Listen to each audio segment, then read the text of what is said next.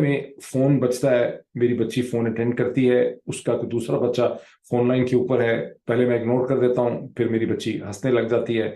फिर मुझे पता चलता है कि बच्ची कहती है, अच्छा who was showing the movie, जो जुमला मेरे कान में आता है कि दूसरे बच्चा, वो भी कोई 12 11 12 साल का बच्चा है, तो वो मेरी बच्ची को, वो बच्ची ये बता रही है कि स्कूल के अंदर अ मूवी वाज शोन। वो कहती है कौन सी मूवी?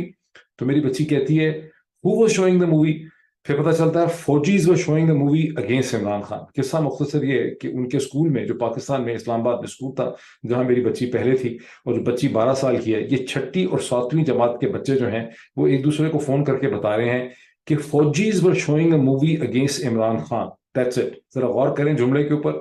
बच्चे हंस भी रहे हैं 12 साल के। ये वो बच्चे हैं जो टिकटॉक देखते हुए बड़े हुए हैं, टिकटॉक बनाते भी हैं और टिकटॉक से खेलते भी हैं। उन्हें कोई इतना अक्लमंद है इस वक्त पाकिस्तान में कि इस जनरेशन के